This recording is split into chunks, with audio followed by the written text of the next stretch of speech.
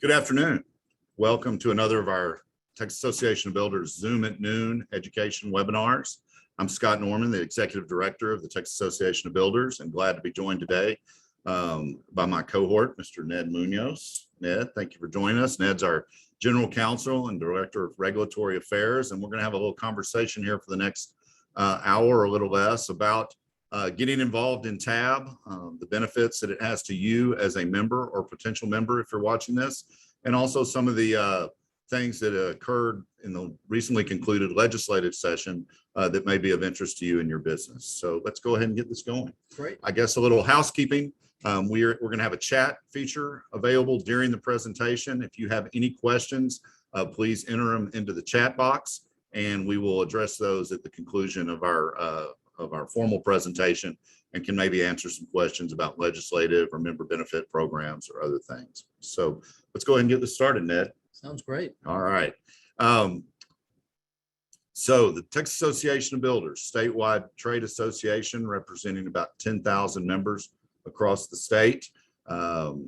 We have members that are builders, remodelers, developers, associate members, and we are here to meet the housing needs of the association and the business interest of our members. But one of the primary things we do is try to make sure that you in your membership dues get value, that you have benefit of membership, and we're going to talk about some of those things. So what are some of the things, though, of becoming a TAB insider? What are some of the benefits? Well, networking. Networking is a reason many members join. Membership obviously starts at the local association. It's where like-minded people come together in the industry to try to not only benefit themselves, but benefit our industry. Also growth. It's very important as an association that our membership stays strong to keep the industry strong and the advocacy levels at all levels of the association. Learning. Through our local HBAs who have courses and classes. We have contracts classes. We have TAB education offerings at a number of levels. And obviously our award-winning Sunbelt Builders show that we have every year. And advocacy, Ned. Advocacy is one of the main interests or main reasons for the state association, not only at the state capitol, but on the regulatory front. You want to talk about that for a second? I think most people think advocacy, they're thinking lobbying before the state legislature, and that certainly is a big part of it. But there's also the regulatory agencies, and during the interim, all those bills that are passed are being implemented by the regulatory agencies. I know right now we are working on a few issues, but you know, it's this advocacy aspect of it that I think makes trade associations such an important thing. I know Alex de Tocqueville talked about in Democracy in America and why the new United States of America worked well was actually trade associations, and he really talked about the importance of those. And so that's why I think it's important to be involved, and advocacy is a big part of that. Yeah, it's exactly right. You know, some people say, why do we have to engage in the political process? Why do we have to engage in lobbying and legislative activities? The fact of the matter is, whether we're engaged in association as industry or not, there are those that don't have your best interest at heart, that are engaged at the local level, at the state level, across the street at the Texas Capitol, at state agencies, and in Washington, D.C. at the various levels. Yeah, so without a doubt. I know when we go to the Capitol, the two biggest messages that we're passing along, and the ones that we do most often, is number one, housing affordability. We need to make sure that housing stays affordable. There's a lot of things that can't be controlled, like the market, but there are things that can be controlled, and that is the regulatory impact that laws and other regulations have on the price of housing. I know Texas A&M Real Estate Research Center has twice now determined that for every $1,000 you raise the price of a home, 22,000 households get priced out of that home. And I know NAHB, the National Association of Home Builders, has found that 25% of the price of a home happens due to regulatory costs, due to those regulatory aspects. So that's a huge message that we're advocating on behalf of the industry over at the Capitol, in addition to the importance of private property rights, which is a founding principle of not only this country, but the state as well.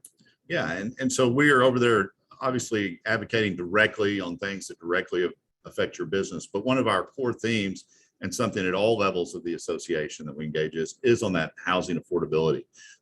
There are not future home buyers clamoring, decision makers at all levels raising these issues. They don't really think about it until maybe they are in the market trying to buy a home. As we see all over the state, that's very difficult and pricey right now. And it's something we're consistently trying to remind decision makers that remember that what you do does affect either through regulatory costs or direct taxing or other business costs. It affects your ability to do business, and it ultimately goes into the price of that home. And we need y'all's engagement in order to do this fully and properly. I know Scott and I have been here long enough to where we can look at most bills and determine exactly how it impacts the industry, but there are certainly things that come up where we need to rely on our members to understand just how it does impact you. Not only that, but determine from our members what positions TAB will take, because this is not something that Scott and I decide upon. It's input through y'all, through the various committees, through the Government Relations Committee, in order to determine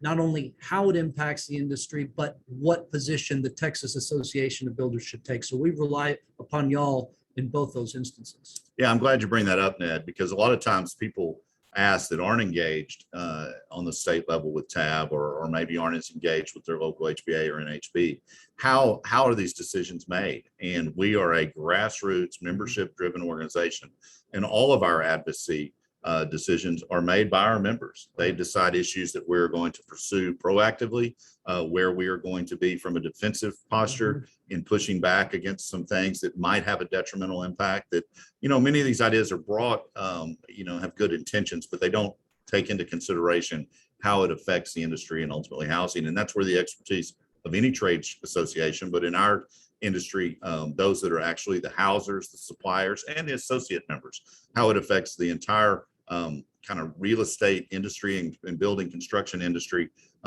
is impacted by these proposals as they go forward. At the legislature, we see a lot of great new ideas every session, but I'll tell you, they're not great. They're certainly not new. And it's y'all's engagement in order for us to help show them why they're generally not good or new. All right, so let's get into this. So a lot of people, when they join, membership begins at the local HBA level. And many members know this, but many do not know that when they do join and pay their dues to their local association, they are getting actually a 3-in-1 membership. They are getting, in addition to their local home builders association, of which we have 26 around the state, they are automatically getting membership in the state level association here in Austin, the Texas Association of Builders, and then also membership in the National Association of Home Builders in Washington, D.C. And a portion of your dues go to all 3 levels of that. When you join your local, you are a part of this federation, and your dues are multiplied, and the effectiveness of what you get, I think, comes out to be a bargain. So you're supporting the membership. And I think during when COVID hit back in spring of 2020, I think we immediately saw just how all 3 worked together as local governments tried to ban construction activities. We worked with the local HBAs through the state and the National Association of Home Builders, which helped make construction essential at that federal level. We were able to work with the governor in order to make it essential at the state level as well. But a lot of that was based on input from our local HBAs on what was happening in their local jurisdictions. And so I think that's a great example of all 3 parts of the federation working together to get stuff done. Yeah, there was never a more clear example than when businesses were actually being shut down. And it took us working together to get declared essential. But there's other ways that you are supporting the membership and engaging as well. There's, you're protecting our business. We talked about protecting business interests through advocacy, but it's also providing solutions to problems as they arise, whether it be the materials shortage that we've seen in the last year and a half, workforce labor issues, implementation of codes, or simply how you education programs to allow you to operate your business in a better and more effective way.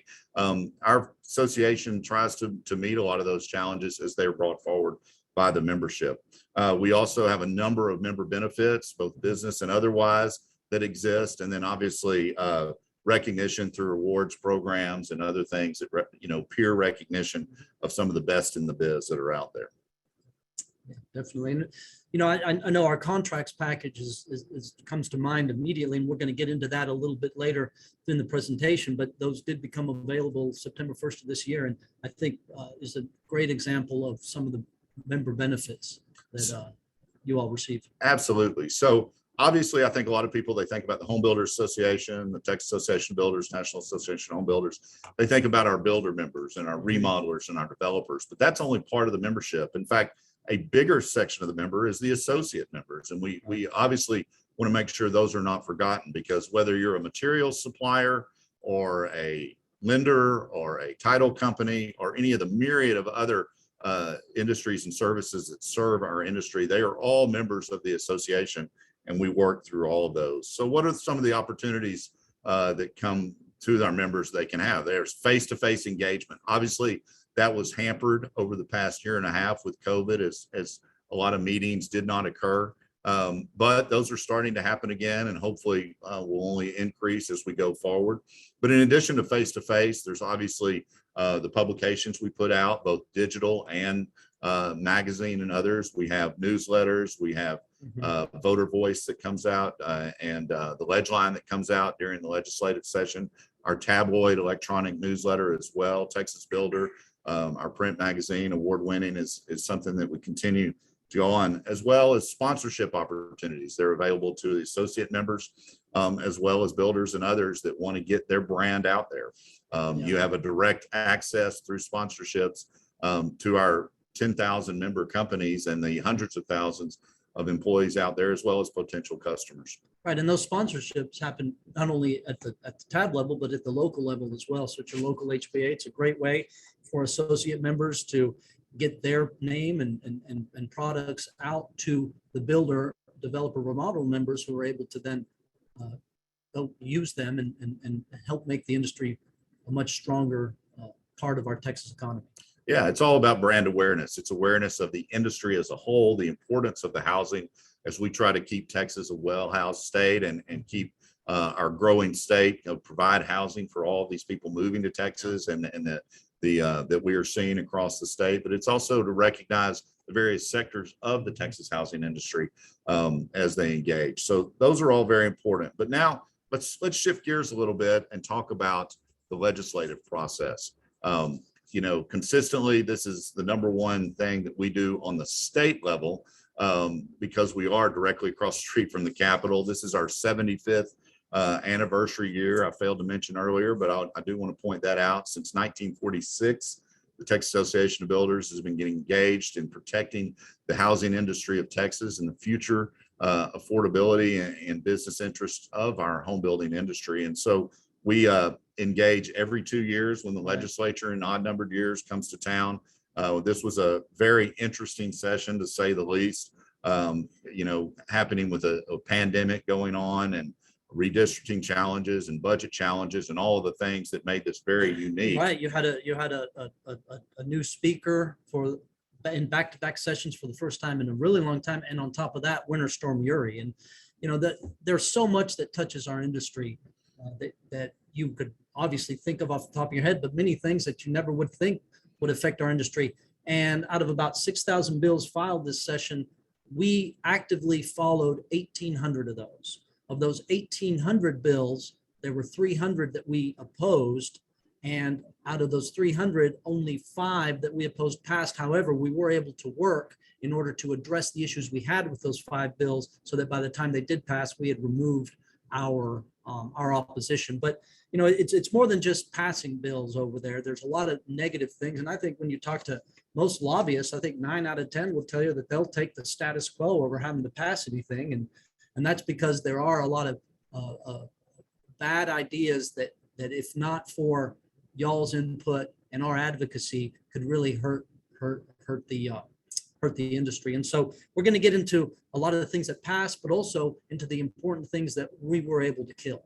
Well, and I think, that 1,800 bills, that's probably the highest. It's averaged between 12 and 1,500 bills that we're tracking the last probably 5 or 6 sessions. This session, there were even more, surprisingly, during the pandemic filed that in one way or another, some obviously directly affected our business.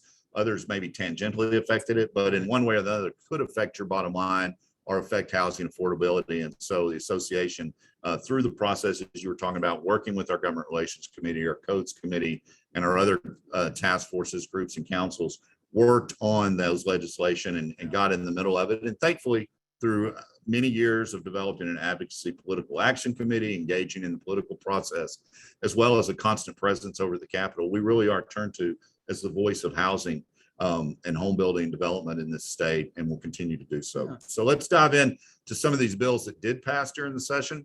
Obviously, one of the direct areas, and we probably saw more bills filed in this area this session than we have in many years, is dealing with building and energy codes. It's directly a home building issue, obviously directly affects the way you do business. And so it's something that is the outlines, at least a lot of this is implemented on the local level, but the outlines of this is on the state level. So first bill we're going to talk about, House Bill 17.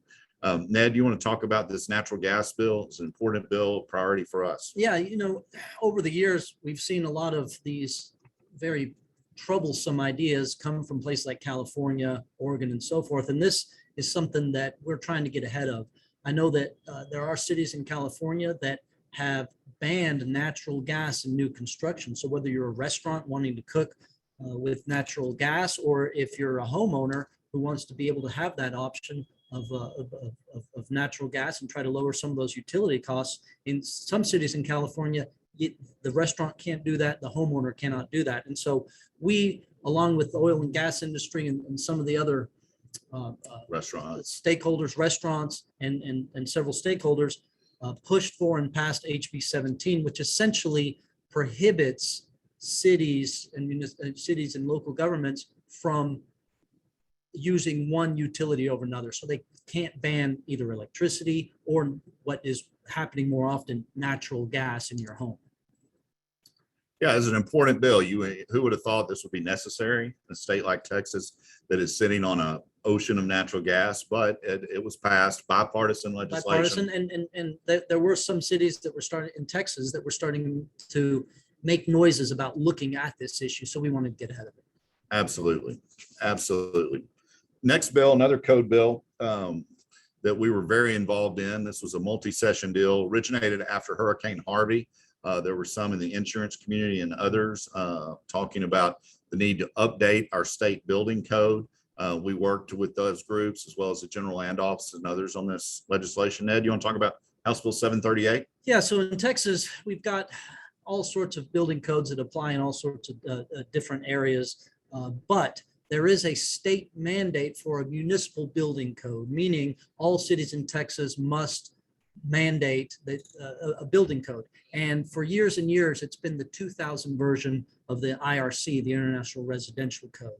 Well, after Harvey, as Scott mentioned, and due to other issues, people talked about the need for updating this. And so HB 738 updates that municipal building code to 2012. Now, understand that even though it was 2000, most of the big cities in the state were at 2018, 2015, and so forth, because cities do have the ability under the statute to update to newer codes. But what this will do is set a new floor of 2012, which I think was a reasonable level, as opposed to going all the way to 2018 or 2021, which may be more difficult for smaller cities. You do have the floor of 2012. Now, I think more importantly in this is years ago, we were able to pass a prohibition on cities from mandating fire sprinklers in 1- and 2-family homes, because they're very, very expensive and it does cause some insurance issues. But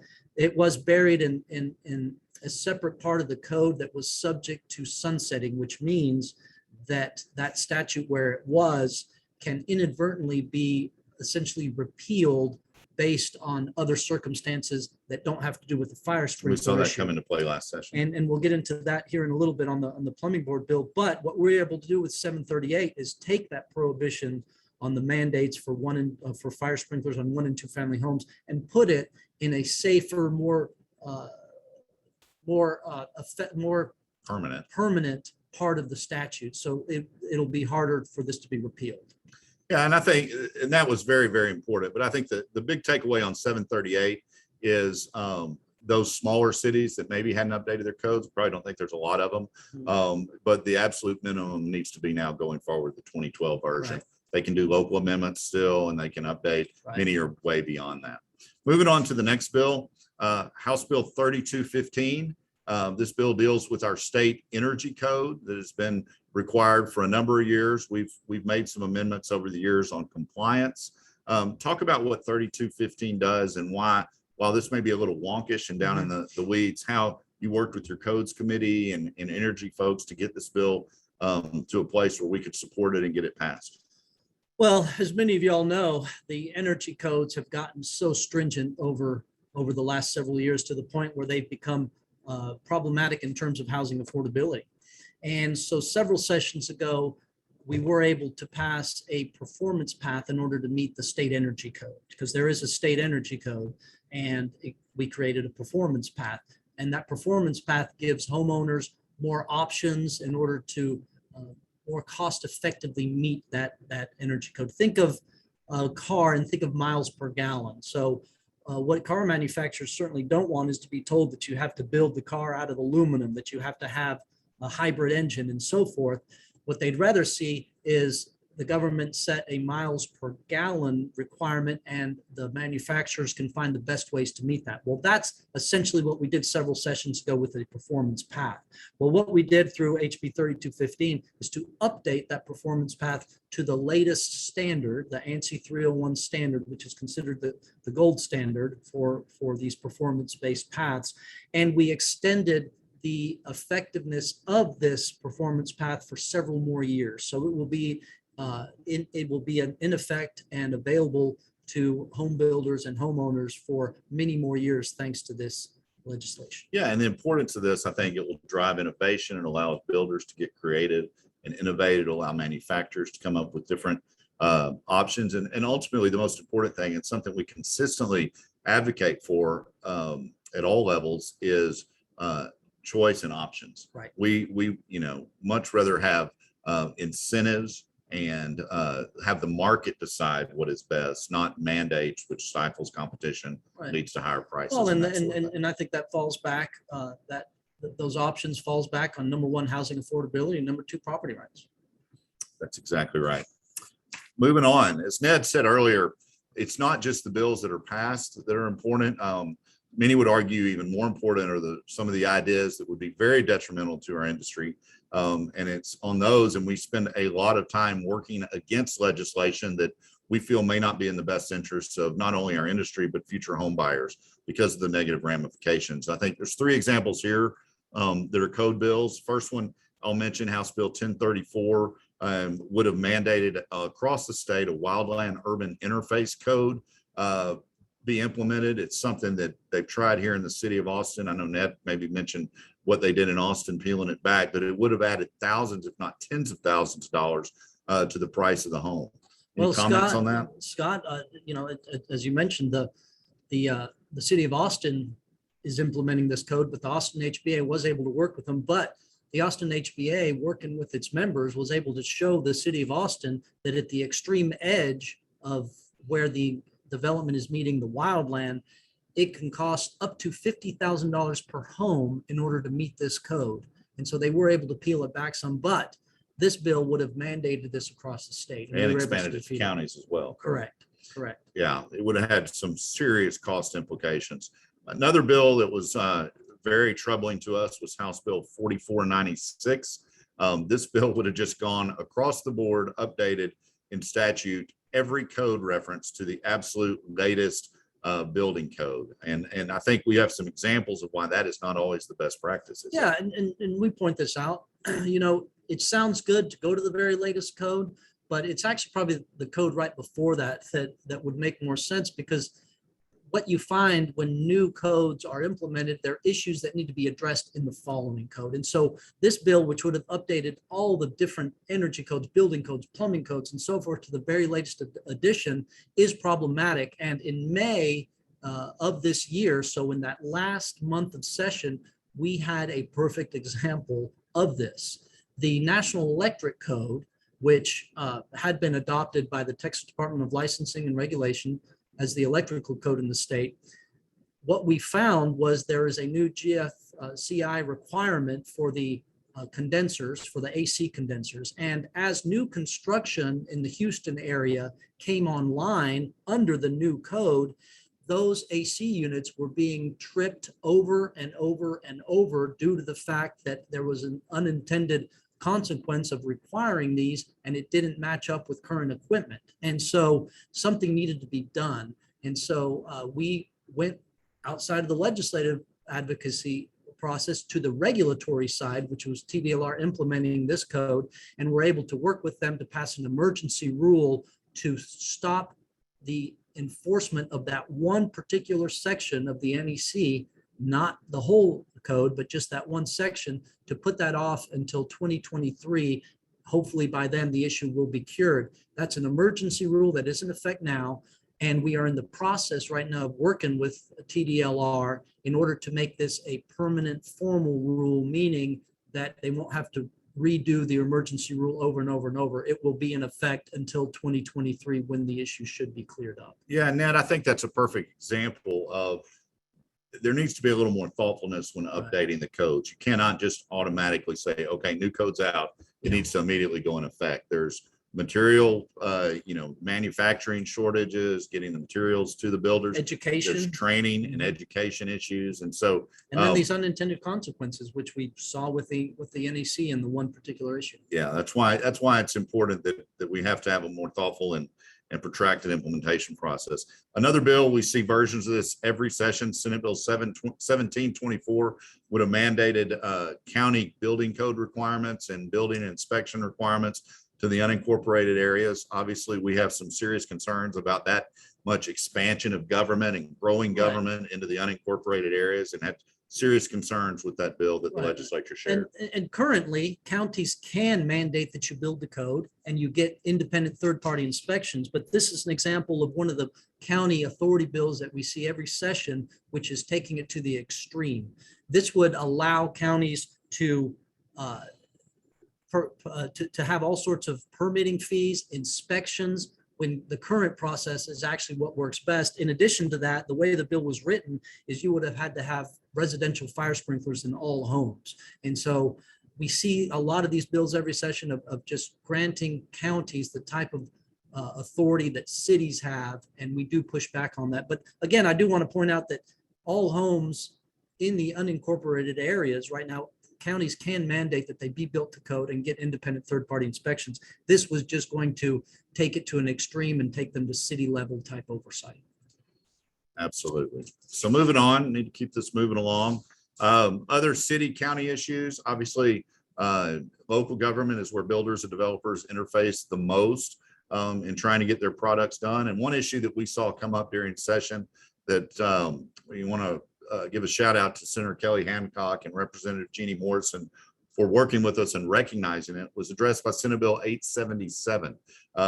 We saw, obviously, we were talking about earlier about getting deemed essential and allowing our industry to remain open for business during the pandemic. But we saw in some communities, either the city building departments were shut down or they had issues with the pandemic, that that it was inability, even if we were essential and working, if we weren't able to get the building inspections done, you're sitting there waiting. And so this bill tries to address that. How does that work, Ned? Yeah, essentially, if a disaster is declared, then builders may use independent inspectors to do those city inspections. And it would be an engineer, it would be an ICC, International Code Council certified inspector, or it could be a municipal inspector moonlighting.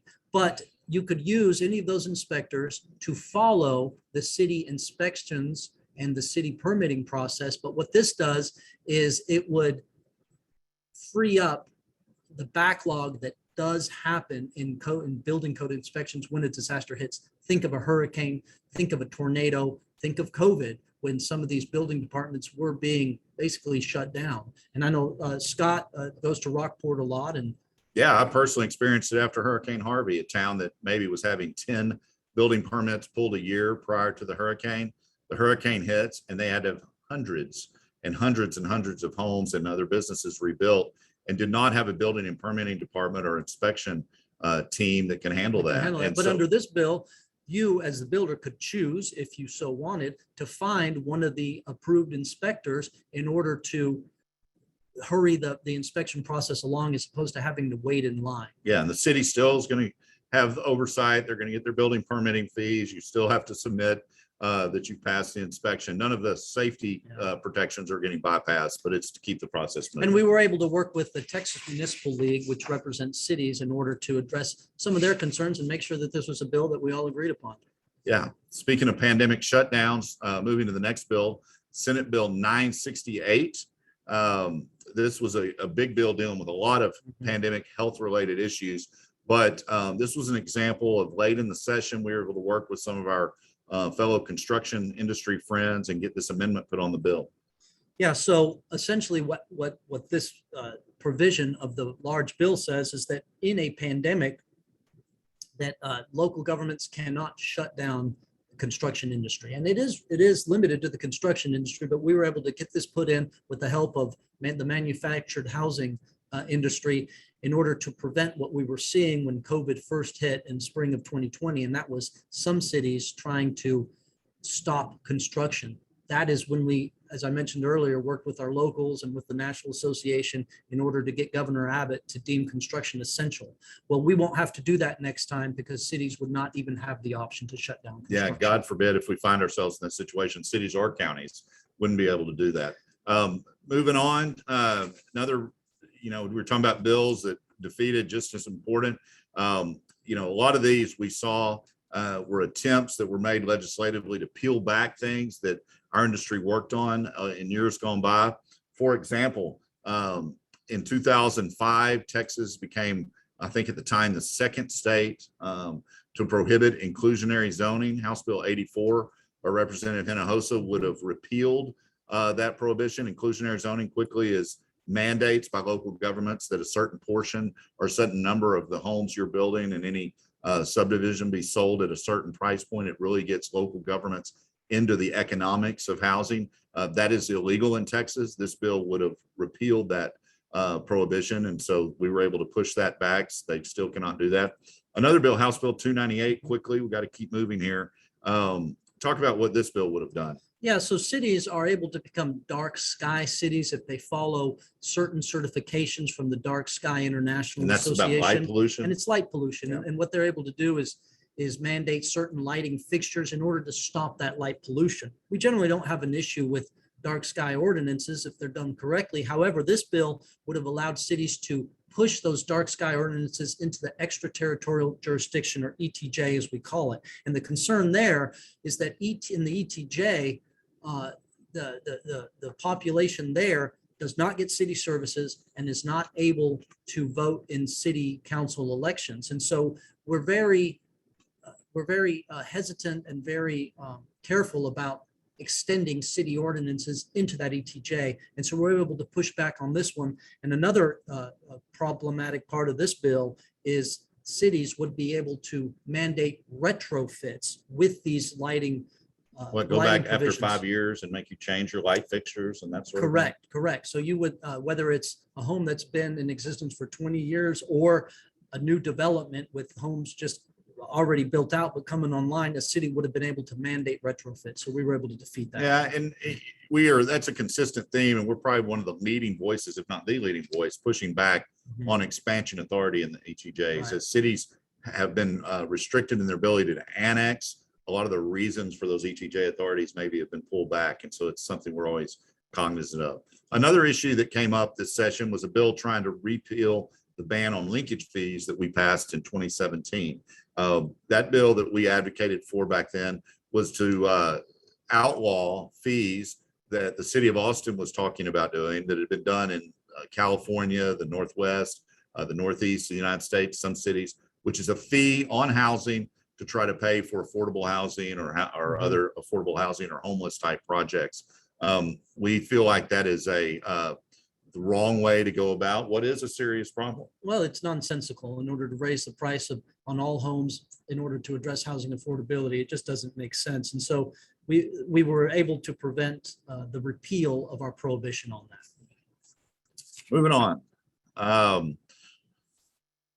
We saw a couple of county bills. As I talked about, we have bills every session trying to expand county authority. A couple that we highlighted here, and these are just some of the bills that came up this session.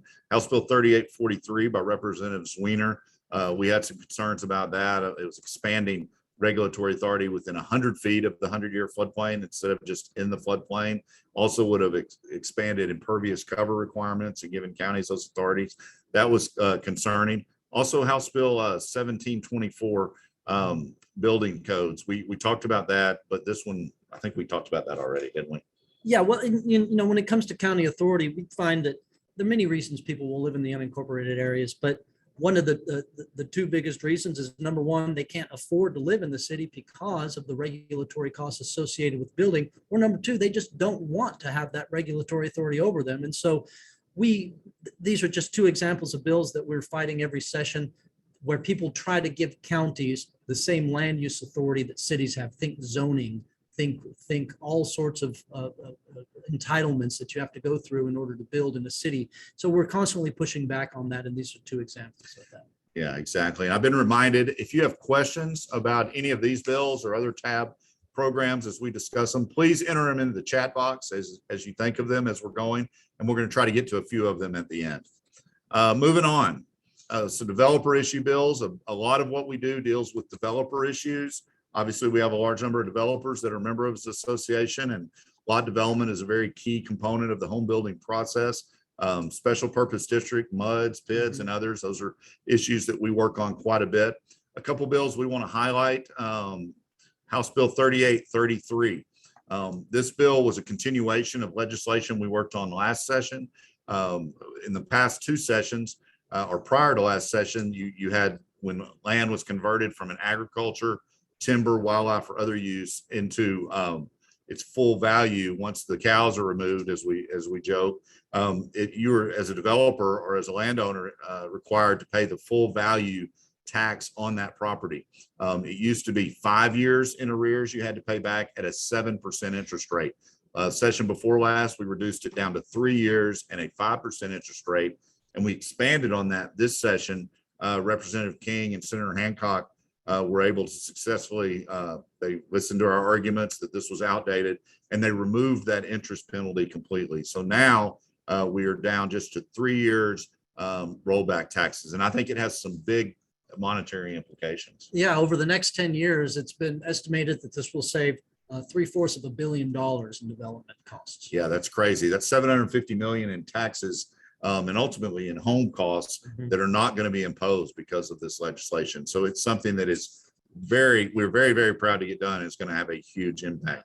Another developer issue is Senate Bill 5 dealing with broadband.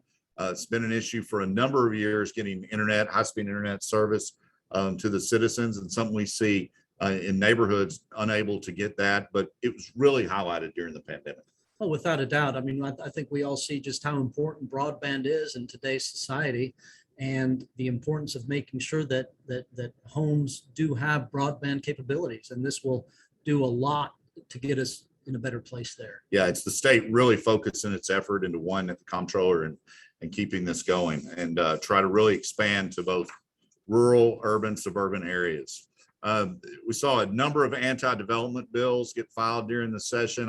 We don't have enough time today to get into all of them, but do want to point out, we had mandatory sales price disclosure legislation filed every session. We saw this time probably more, maybe we're a victim of our own success, but we really see some NIMBYism kicking in on the water and wastewater side. Right. Unfortunately, I think at heart, most people are NIMBYs. And what we found with these two bills is that residential development is being targeted, not all development, but specifically residential. I think people have their piece of the pie and want to keep it to themselves. And so, the first bill used water and water source as a way to stop that. It didn't make much sense. We were able to push back on it. And the second bill was going to basically stop new permitting of wastewater discharge for domestic use. And when this bill got into its final form, we could have taken this bottle of water that we all drink and buy at the stores. We could have cleaned the water discharge to that level of cleanliness, and you still would not be allowed and would not be permitted in order to put that into our streams and rivers. And that actual absolute prohibition, the EPA doesn't do that. The state of California doesn't even do that. But there was a push in the name of clean rivers and streams, which we're all for, But unfortunately, some of the advocates for this bill were using it as a stop growth Well, tool. And so we're going to have to deal with this going Yeah. forward. We definitely are. And I think the reason we wanted to highlight these two bills is because it was directed to domestic to residential development. Yeah, it's concerning. And so, yeah, as I was talking about committees, we have a water task force that's going to be very busy over the interim, working on these issues as we prepare for next session, because I expect we're going to have those back. Moving on, business issues. These affect obviously our home builder, developer, remodeler businesses, but also our associate members. House Bill 19 is a prime example.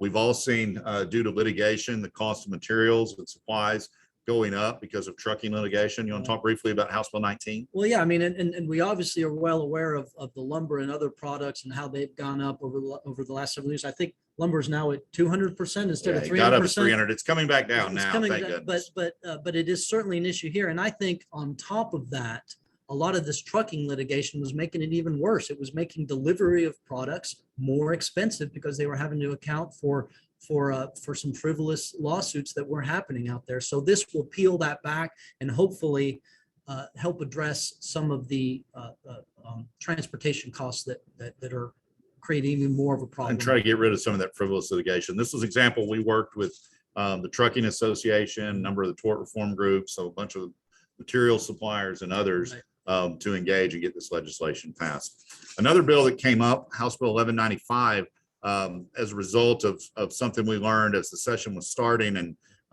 kudos to Representative Guerin and again, Senator Kelly Hancock for stepping up.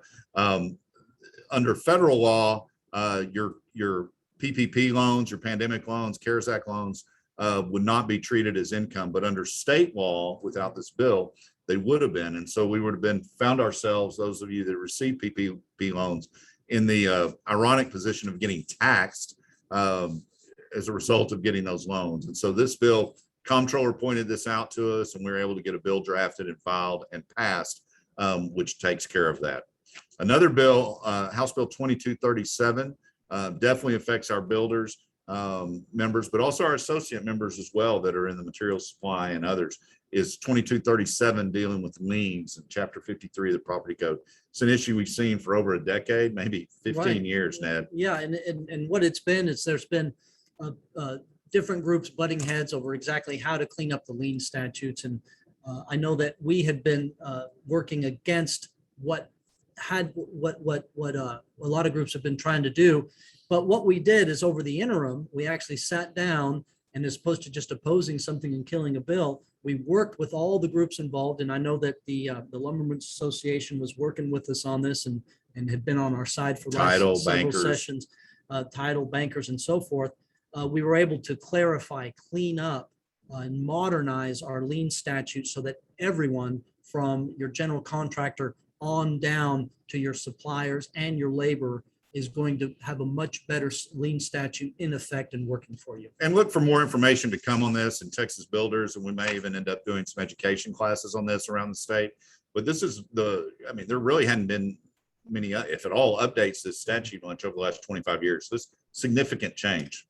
Huge. It was a great thing to get done for everyone involved. Absolutely.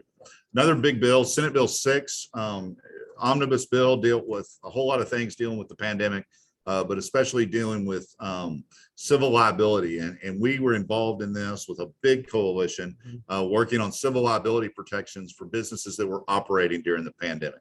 As we saw, we don't think back to the time it was so crazy and hectic, but in March, April, May of 2020, home builders, developers, our associate members, like businesses all over the world, were having to adjust into the new reality of operating during the pandemic. Yeah. And so we want to make sure there weren't lawsuits against those businesses. And if y'all recall, TAB worked very hard in order to get to our membership some of those best practices based on construction and employment in general. And so it's important that we have this retroactive civil protections, the civil liability protections for all that was put into place.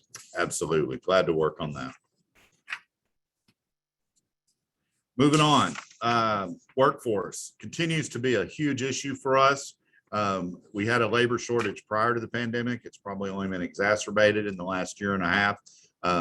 Couple of bills directly affected House Bill 636. Some of y'all may remember back last session before last, this bill got sunsetted and the agency got shut down, and it was only by us and others working with the governor, he was able to do some rules wrangling and keep it alive. But you'll be glad to know the plumbers are safe. The agency is continuing, but there's a lot of changes in this bill and over at the agency. Yeah, without a doubt. I mean, I think it's very important that we do have regulated and licensed plumbing across the state. And after in that 2019 session, due to strange things happening at the end of that session, the agency and the underlying statutes regulating plumbers was sunsetted, meaning that it did not get renewed and was going away. Well, we worked with the governor's office to have an emergency rule through the end of this session. But what this bill will do is put some good fixes into that plumbing board. I think it will help with workforce, with plumbing workforce as well. And I know we've been working with the governor in order to have new board members placed on the board, several of which, or a few of which have direct construction experience and advocacy. Absolutely. Another bill dealing with workforce was House Bill 3938. It tries to affect the curriculum, get the education agency who set the curriculum for the public schools in Texas to try to be more responsive to the industry needs in the communities. And so it creates a industry-based certification advisory council, and we are looking to try to get some business interests appointed to that so we can get more home building and construction curriculum into the schools. Yeah, workforce issues are an ongoing effort on our part, both at the legislature and at that regulatory agency level. Right. Those of you that deal with homeowner associations, property owner associations, jumping ahead here, Senate Bill 1588, we could probably have an hour-long discussion on the changes brought about by this bill. Those of you that do operate or work with HOAs and POAs, I encourage you to find out more about this bill, either through your attorneys or reach out to us. We can get you more information, but this bill does a lot. It's been 10 years since there's been a significant HOA law changes. This bill was a priority of the Realtors Association, makes a number of changes. We worked with them to make sure that during the declarant or developer control period, that the developers are able to maintain the character of the community and protects against some of these changes. But one of the big changes the bill does do, it requires that management certificates be filed with the Real Estate Commission, Texas Real Estate Commission. It also provides longer notice times for board meetings. It makes a number of other changes as well. So more information to come on that, or reach out to us if you'd like to know more about it.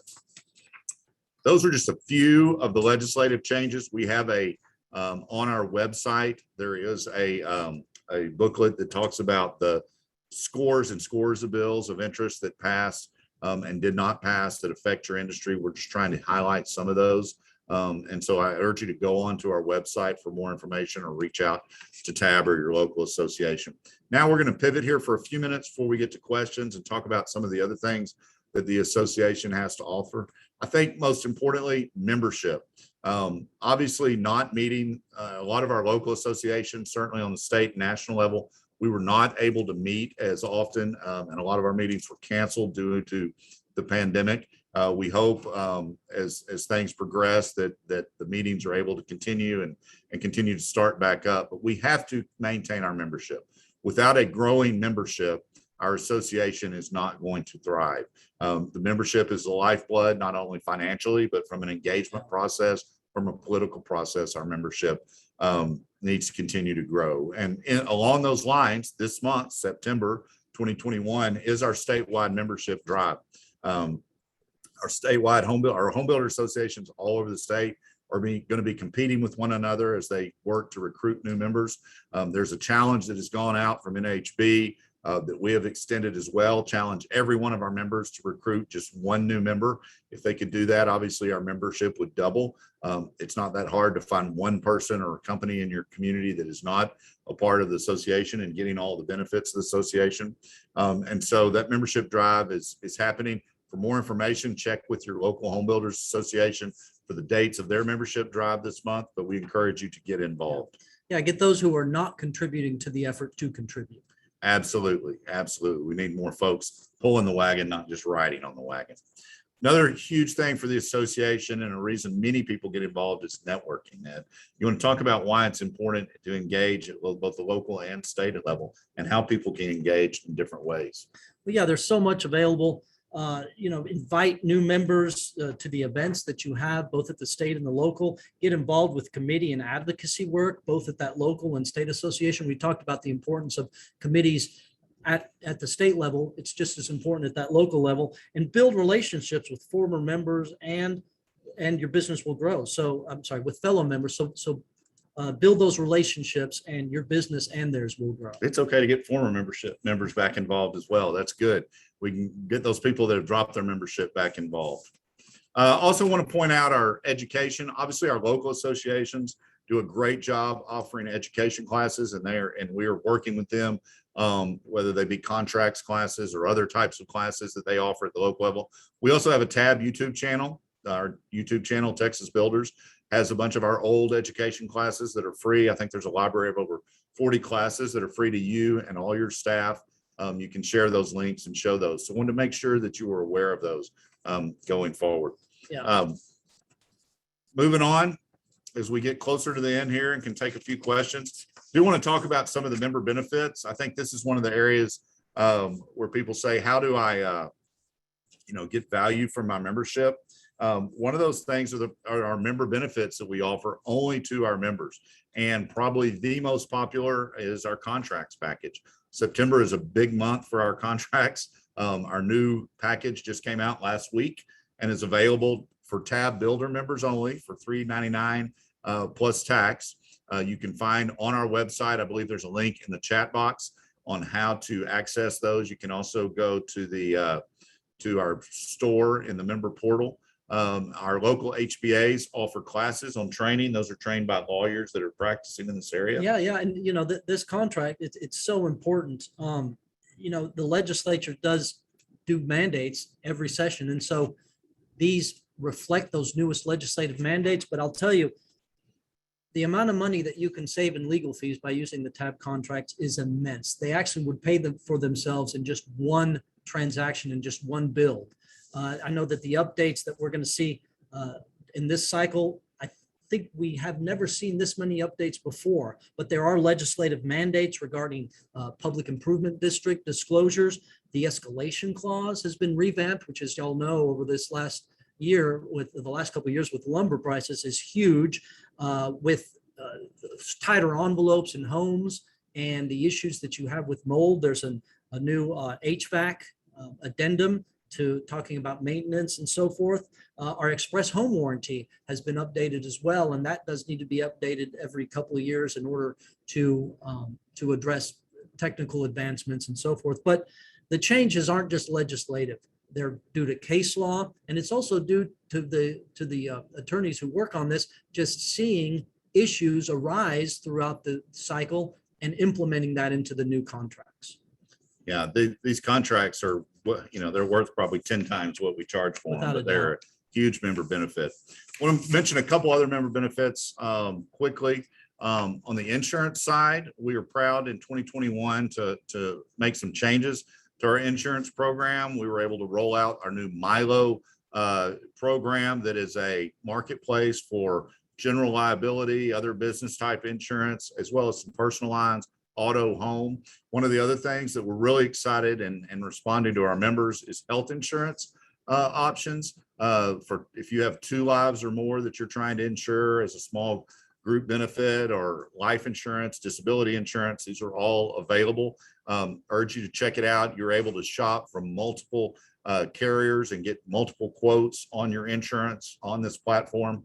And so it's something that we already are seeing our members, even though we've just rolled this out in the last few months, seeing our members have some significant cost savings on their various insurance needs. Also, Builders Risk, we still have our longstanding and successful program with Great American Insurance Group. The Builders Risk program, as you go to the next slide, it'll allow you to get your Builders Risk product, also available on our website, can link to that. But we were able to add US Assure. One of the areas where we had not been able to serve was the 14 coastal counties. US Assure is now writing policies in those. And so we now have a Builders Risk program that is available to our members all across the state. moving on. Member rebate program. This is something I'm always amazed by the members, not as many as you would think, but the members that do engage in this, the HBArebates.com program, are able to save tens of thousands of dollars every year through this program where we work with manufacturers and suppliers to give rebates to our members that are using their products. And so with a little bit of work, you can get, like I said, rebates of thousands, if not tens of thousands of dollars. And I urge you to check it out. Scott, I know one member who used this to its fullest and received, I believe, about $22,000 in 1 year in rebates. Some serious chinga. All right. Another program that's a couple of years old that we're real excited about, Small Business Growth Partners. This is business counseling and business coaching.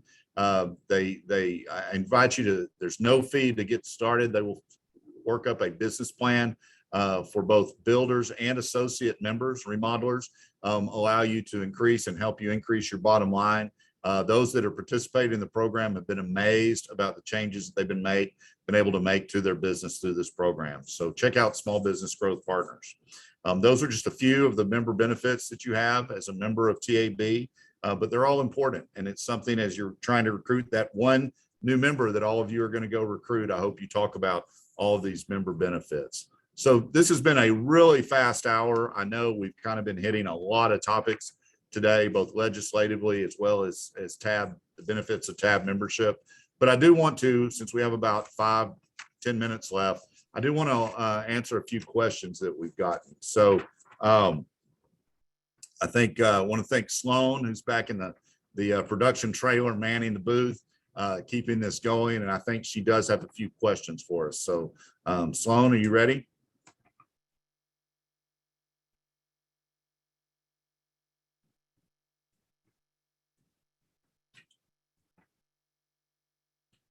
Okay.